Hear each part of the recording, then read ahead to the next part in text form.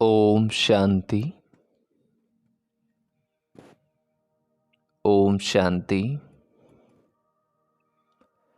आज बाबा ने कहा, मीठे बच्चे, कल्याणकारी बाबा अभी तुम्हारा ऐसा कल्याण कर देते हैं जो कभी रोना न पड़े। रोना अकल्याण व देह अभिमान की निशानी है। कल्याणकारी बाबा अभी हमारा ऐसा कल्याण कर देते हैं जो हमें कभी भी रोना नहीं पड़ता, ना मन से ना तन से। अभी तो जन्म लेते हैं तो भी रोते हैं, जीवन की संध्या होती है तब भी रोते हैं, जीवन के बीच में भी रोते ही रहते हैं। तो बाबा कहे, बाबा ऐसा कल्याण करते जो कभी दुख गमी आता ही नहीं है। प्रश्न है आज की वाणी से, किस अटल भावी को जानते हुए तुम्हें सदा निश्चिंत रहना है? किस अटल भावी को जानते हुए तुम्हें सदा निश्चिंत रहना है? उत्तर है, तुम जानते हो इस पुरानी दुनिया का विनाश अवश्य होना है। भल शांति के लिए कोशिश तो करते रहते हैं, लेकिन नर चाहत कुछ और, भई और की ओर। कितना भी कोशिश करें ये भावी टल नहीं सकती। प्राकृतिक आपदाएं आदि भी होनी ही है। तुम्हें नशा है कि हमने ईश्वरीय गोद ली है। जो साक्षात्कार किए हैं वो सब प्रैक्टिकल में होना ही है। इसलिए तुम सदा निश्चिंत रहते हो, बाबा की गोद में हैं, बाबा की श्रीमत पर चल रहे हैं। जो होना है वो बाबा ने पहले से बता दिया है, तो निश्चिंतता जीवन में है। ओम शांति। विश्व में मनुष्यों की बुद्धि में भक्ति मार्ग का ही गायन है, क्योंकि अभी भक्ति मार्ग चल रहा है। यहाँ फिर भक्ति का गायन नहीं है, ये तो बाबा का गायन है। बाबा की महिमा करनी होती है। जिस बाप से इतना ऊंच वर्षा मिलता है, भक्ति में सुख नहीं है। भक्ति में रहते हुए भी याद तो स्वर्ग को करते हैं ना। भक्ति करेंगे कि भगवान अपने वैकुंठ में हमें वास देवे, ऐसा करते हैं। मनुष्य मरते हैं तो कहते हैं स्वर्गवासी हुआ, तो खुश होना चाहिए ना। जबकि स्वर्ग में जन्म लेते तो फिर रोने की जरूरत नहीं है। वास्तव में ये सच्ची बात तो है नहीं कि स्वर्गवासी हुआ, इसीलिए तो रोते रहते हैं। अब इन रोने वालों का कल्याण कैसे हो? चलो, एक गया स्वर्ग में, बाकी जो पीछे दुखी हो रहे उनको सुख कैसे मिले? बाबा का ये भी तो सवाल है ना। रोना दुख की निशानी है। मनुष्य रोते तो है ना। बच्चे जन्मते हैं तो भी रोते हैं, क्योंकि दुख होता है। दुख नहीं होगा तो जरूर हर्षित रहेंगे। रोना तब आता है जब कोई न कोई कल्याण की बात होती है, कल्याण होता है। सतयुग में कभी कल्याण नहीं होता, इसलिए वहाँ कभी रोते नहीं हैं। अकल्याण की बात ही नहीं होती है। यहाँ कभी कमाई में घाटा पड़ता है या कभी अन्न नहीं मिलता है तो दुखी होते हैं, दुख में रोते हैं। भगवान को याद करते हैं कि आकर सभी का कल्याण करो। अगर सर्वव्यापी हैं तो किसको कहते हैं कि कल्याण करो? परम पिता परमात्मा को सर्वव्यापी मानना बड़े से बड़ी भूल है। बाबा है सबका कल्याणकारी। बाबा है सबका कल्याणकारी। वो एक ही कल्याणकारी है तो जरूर सबका कल्याण करेंगे। तुम जानते हो परम पिता परमात्मा हमेशा कल्याण ही करते हैं। अब वो परम पिता परमात्मा कब आए जो विश्व का कल्याण करे? विश्व का कल्याण करने वाला और तो कोई है नहीं। बाबा को फिर सर्वव्यापी कह देते हैं, कितनी भारी भूल है। अभी बाबा अपना परिचय देकर कहते हैं मन मना भव। क्या कहते हैं बाबा? मन मना भव। इसमें ही कल्याण है। सतयुग त्रेता में कोई भी हालत में अकल्याण नहीं होता है। त्रेता में भी जबकि राम राज्य है तो वहाँ भी शेर बकरी इकट्ठे जल पीते हैं, मीन्स आपस में सभी में प्रेम रहता है। हम राम सीता के राज्य की इतनी महिमा नहीं करेंगे क्योंकि फिर भी 2 कला कम हो जाने से कुछ ना कुछ सुख कम मिलता है। हम तो पसंद करते हैं स्वर्ग को जो बाबा स्थापन करते हैं, उसमें पूरा वर्षा पाएं तो बहुत अच्छा है। ऊंचे से ऊंचे बाबा से वर्षा ले हम कल्याण करें। हर एक को अपना कल्याण करना है श्रीमत पर। हर एक को अपना कल्याण करना है श्रीमत पर। बाबा ने समझाया है, एक है आसुरी संप्रदाय और दूसरा है दैवी संप्रदाय। अभी एक तरफ रावण राज्य है, दूसरे तरफ मैं दैवी संप्रदाय स्थापन कर रहा हूँ। ऐसे नहीं कि अभी दैवी संप्रदाय है, आसुरी संप्रदाय को मैं दैवी बना रहा हूँ। सुधार कर रहे हैं बाबा।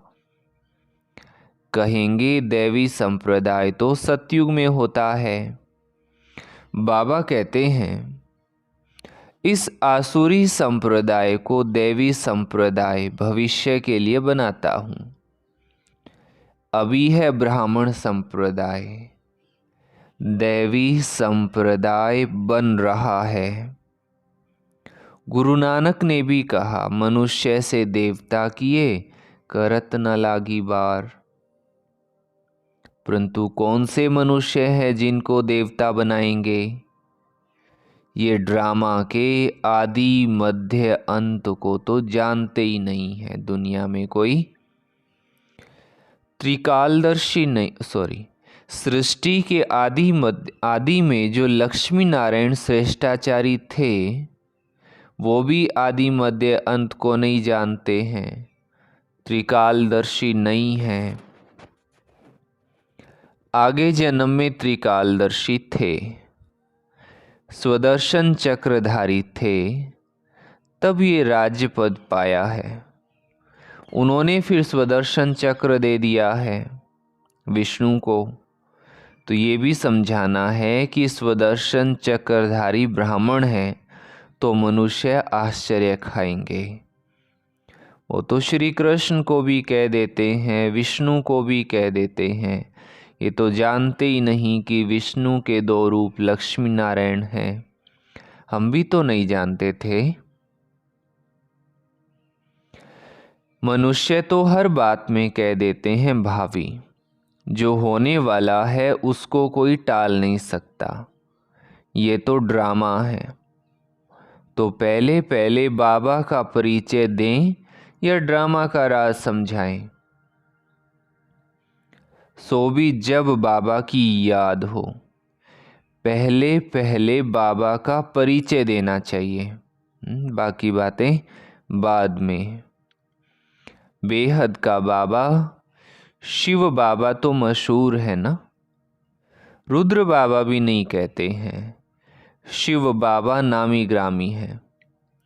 बाबा ने समझाया है कि जहाँ जहाँ भक्त है उन्हों को जाकर समझाओ।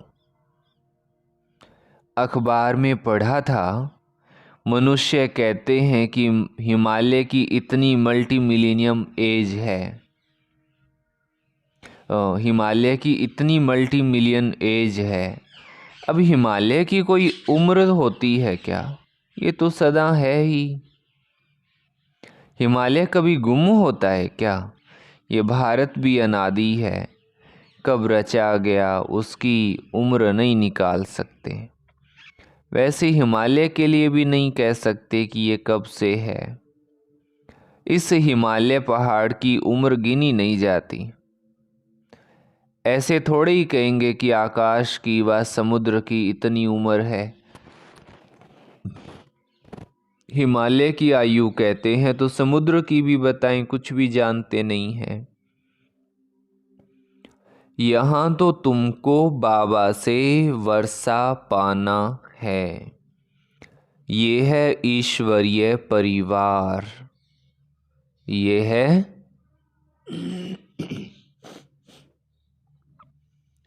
तुम जानते हो बाबा का बनने से स्वर्ग के मालिक बनते हैं। एक राजा जनक की बात नहीं है। जीवन मुक्ति में अथवा राम राज्य में तो बहुत होंगे ना, सबको जीवन मुक्ति मिली होगी। तुम सेकंड में मुक्ति जीवन मुक्ति पाने के पुरुषार्थी हो। बच्चा बने हो, मम्मा बाबा कहते हो, जीवन मुक्ति तो मिलेगी ना। समझ सकते हैं प्रजा तो ढेर की ढेर बनती जाती है, दिन प्रतिदिन प्रभाव तो निकलना है ना। ये धर्म की स्थापना करना बड़ी मेहनत है। वो तो ऊपर से आकर स्थापना करते हैं, उनके पिछाड़ी ऊपर से आते जाते हैं। यहाँ तो एक एक को राज्य भाग्य पाने का लायक बनाना पड़ता है। लायक बनाना बाबा का काम है। पत्थर तुल्य मनुष्य को गुणवान, सर्वगुण संपन्न, 16 कला संपूर्ण और मर्यादा पुरुषोत्तम बनाना, ये केवल बाबा का ही काम है और कोई नहीं कर सकता। तो मुक्ति जीवन मुक्ति के लायक थे, सबको माया ने नालायक बना दिया है। 5 तत्व भी नालायक बने हैं, फिर लायक बनाने वाला बाबा है।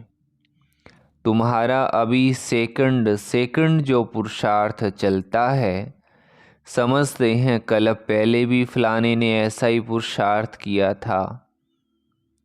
कोई आश्चर्यवत भागंती हो जाते हैं, फारकती दे देते हैं, प्रैक्टिकल देखते रहते हैं। ये भी समझते हैं विनाश सामने खड़ा है, ड्रामा अनुसार सबको एक्ट में आना है। नर चाहत कुछ और, भई कुछ और की और। वो तो चाहते हैं शांति हो, परंतु भावी को तुम बच्चे जानते हो, तुमने साक्षात्कार किया है। वो भल कितना भी माथा मारें कि विनाश ना हो, परंतु ये भावी टल नहीं सकती। भूकंप, प्राकृतिक आपदाएं होंगी, वो क्या कर सकते हैं? कहेंगे ये तो भगवान का काम है। तुम्हारे में भी बहुत थोड़े हैं जिनको इतना नशा चढ़ता है और याद में रहते हैं। सब तो परिपूर्ण नहीं बने हैं ना। तुम जानते हो ये भावी टलने वाली नहीं है। जो महापरिवर्तन की भावी है ये टलने वाली नहीं है। अन्न नहीं है, मनुष्यों को रहने के लिए जगह नहीं है, 3 पैर पृथ्वी के भी नहीं मिलते हैं। तुम्हारा ये है ईश्वरीय परिवार, माता पिता और बच्चे। बाबा कहते हैं मैं बच्चों के आगे ही प्रत्यक्ष होता हूँ, बच्चों को सिखाता हूँ। बच्चे भी कहते हैं हम बाबा की मत पर चलते हैं। बाबा भी कहते हैं मैं बच्चों के ही सन्मुख आकर मत देता हूँ, बच्चे ही समझेंगे। नहीं समझते हैं तो छोड़ो, लड़ने की कोई बात नहीं है। हम परिचय देते हैं बाबा का। बाबा कहते हैं मुझे याद करो तो विक्रम विनाश होंगे, और स्वदर्शन चक्र को याद करो तो चक्रवर्ती राजा बनेंगे। मन मना भव, मध्याजी भव का अर्थ भी ये है। बाबा का परिचय दो जिससे क्रिएटर और क्रिएशन का राज तो समझ जाए। मुख्य ये एक ही बात है। गीता में मुख्य ये एक ही भूल है। बाबा कहते हैं मुझ कल्याणकारी को ही आकर कल्याण करना है। बाकी शास्त्रों से कल्याण की वो बात बाबा कहीं नहीं निकली। पहले तो सिद्ध करना है कि भगवान एक है। उनको तुम याद करते हो परंतु जानते नहीं हो। बाबा को याद करना है तो परिचय भी चाहिए ना। वो कहाँ रहते हैं, आते हैं कि नहीं आते हैं। बाबा वर्षा तो जरूर यहाँ के लिए देंगे या वहाँ के लिए देंगे, ये सवाल है। बाबा तो सन्मुख चाहिए। शिवरात्रि भी बनाते हैं। शिव को सुप्रीम फादर कहते हैं।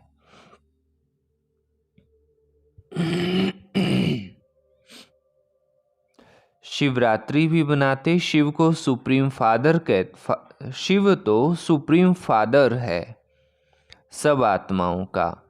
वो रचता है, नई नॉलेज देते हैं ना। सृष्टि के आदि मध्य अंत को वो जानते हैं। वो है ऊंचे से ऊंचा टीचर जो मनुष्य को देवता बनाते हैं। राजयोग सिखलाते हैं। क्या सिखलाते हैं बाबा? राजयोग। मनुष्य कभी राजयोग सिखला नहीं सकते। हमको भी उसने सिखलाया तब हम सिखलाते हैं। गीता में भी शुरुआत में और अंत में मन मना भव और मध्याजी भव कहा है। झाड़ और ड्रामा का नॉलेज भी बुद्धि में रहता है। डिटेल में समझाना पड़ता है। रिजल्ट में फिर भी एक बात आती है, बाबा और वर्षे को याद करना है। बाबा और वर्षे को, हाँ, यहाँ तो एक ही बात है, हम विश्व के मालिक बनेंगे। विश्व का कल्याणकारी ही विश्व का मालिक बनाते हैं। स्वर्ग का मालिक बनाएंगे, नरक का थोड़े ही मालिक बनाएंगे। दुनिया ये नहीं जानती कि नरक का रचयिता रावण है और स्वर्ग का रचयिता बाबा है। अब बाबा कहते हैं मौत सामने खड़ा है। सबकी वानप्रस्थ अवस्था है, मैं लेने आया हूँ। मुझे याद करो तो विक्रम विनाश होंगे। आत्मा मैली से शुद्ध हो जाएगी। फिर तुमको स्वर्ग में भेज देंगे। ये निश्चय बुद्धि से किसको समझाना है, तोते माफिक नहीं। निश्चय बुद्धि को फिर रोने की व देह अभिमान में आने की बात नहीं रहती है। देह अभिमान बहुत गंदा बना देता है। अब तुम देही अभिमानी बनो, शरीर निर्वाह अर्थ कर्म भी करो, वो तो कर्म सन्यासी बन जाते हैं। यहाँ तो तुमको गृहस्थ व्यवहार में रहना है, बच्चों को भी संभालना है। बाबा को और चक्र को जानना तो बहुत सहज है। बाबा को कितने बच्चे हैं, फिर उनमें कोई सपूत हैं और कोई कपूत हैं।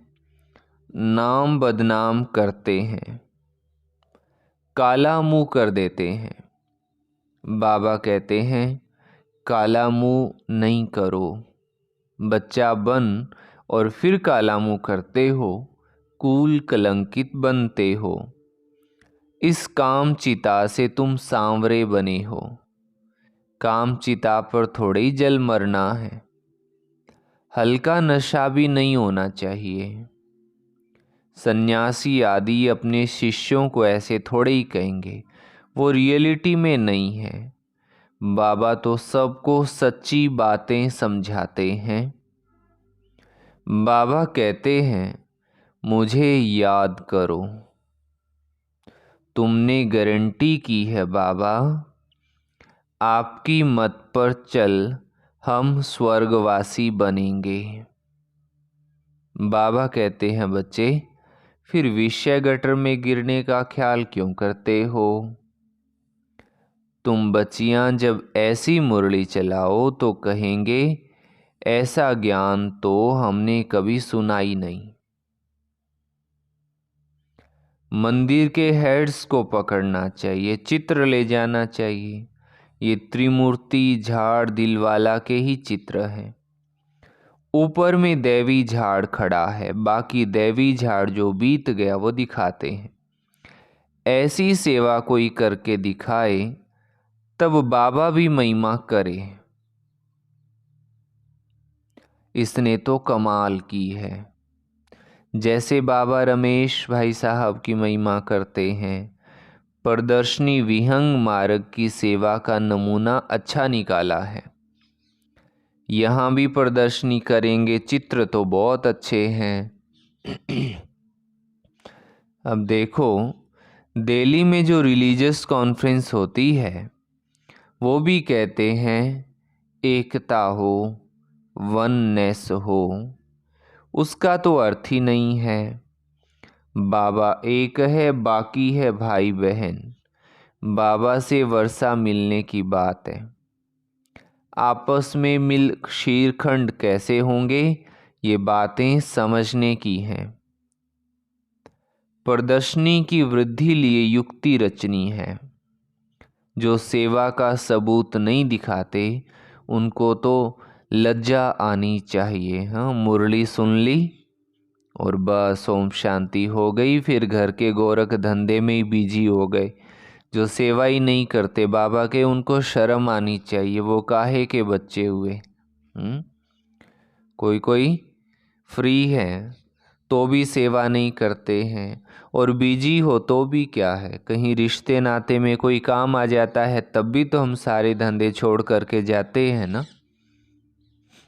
यहाँ भट्टी हुई, भट्टी में भाई साहब ने पूछा कि जो अभी क्लास में युगल रूप में आए हैं वो खड़े हो जाएं। तो दो माताएं खड़ी हुई, तो उन्होंने सबसे एक एक करके पूछा आपके युगल आए हैं, आपके युगल, आपके युगल, आपके युगल। सब ने कहा नहीं आए, नहीं आए। वो दो माताओं ने कहा हमारे युगल आए हैं। अच्छा, फिर कहते बैठ जाओ। फिर कहा सारे ही फेल हो गए।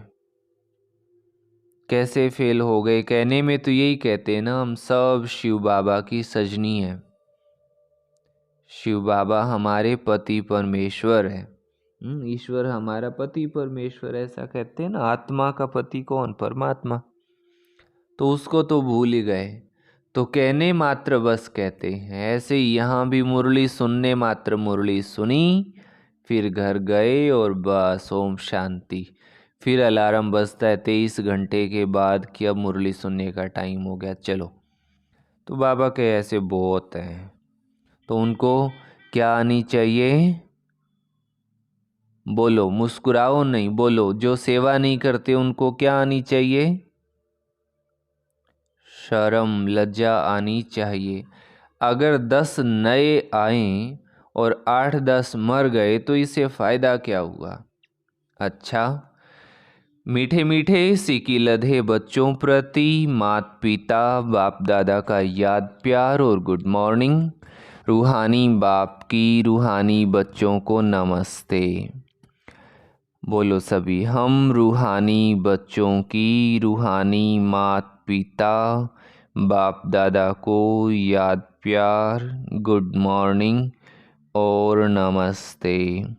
धारणा के लिए मुख्य सार का पहला पॉइंट, शरीर निर्वाह अर्थ काम करते देही अभिमानी रहने का अभ्यास करना है।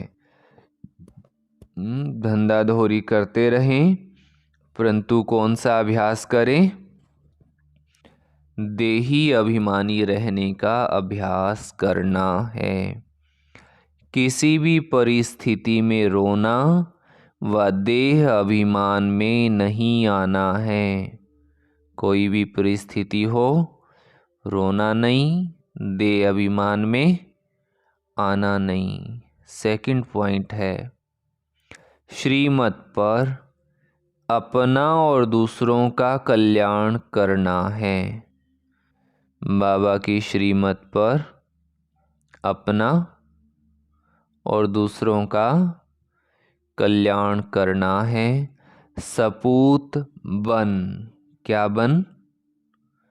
हाँ, बाबा का नाम वाला करना है।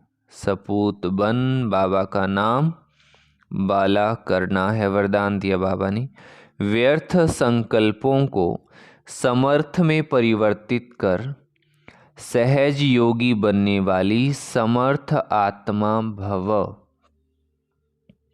व्यर्थ संकल्पों को समर्थ में परिवर्तित कर सहज योगी बनने वाली समर्थ आत्मा भव। कई बच्चे सोचते हैं कि मेरा पार्ट तो इतना दिखाई नहीं देता है, योग तो लगता नहीं है, अशरीरी होते नहीं हैं। बाबा के ये हैं व्यर्थ संकल्प। इन संकल्पों को परिवर्तित कर समर्थ संकल्प करो कि याद तो मेरा स्वधर्म है। मैं ही कल्प कल्प का सहज योगी हूँ। मैं योगी नहीं बनूंगा तो बनेगा कौन?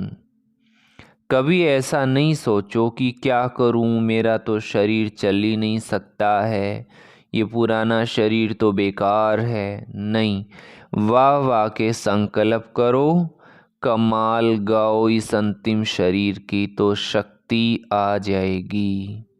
स्लोगन है, शुभ भावनाओं की शक्ति दूसरों की व्यर्थ भावनाओं को भी परिवर्तन कर सकती है।